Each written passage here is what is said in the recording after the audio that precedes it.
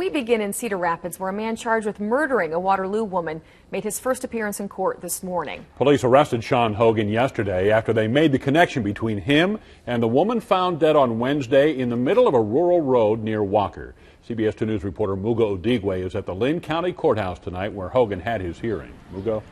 Yeah, Scott and Tiffany, Hogan wasn't the only one in court today. The victim, Crystal Gaffney's uncle, showed up as well. He said he came to see if the man police say killed his niece had any remorse, and he got his answer today.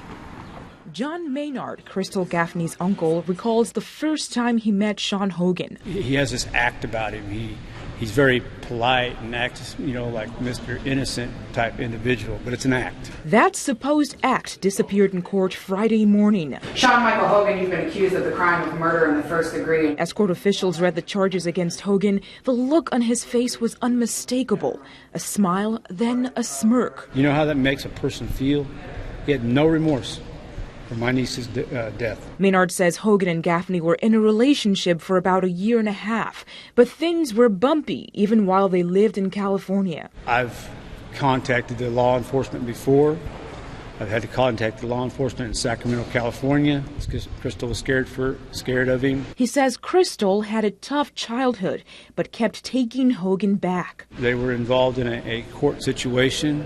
They were scheduled to be in a court hearing on the 10th. Unfortunately, Crystal never made it. Her body was discovered in the middle of a rural road near Walker. Hogan was nowhere to be found. Police issued an Amber Alert for Gaffney's 3 daughters, including one she had with Hogan Wednesday night.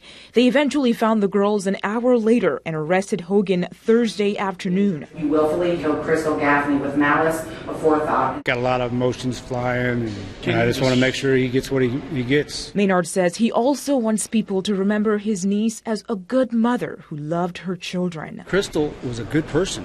She didn't deserve to die, and especially the way she went.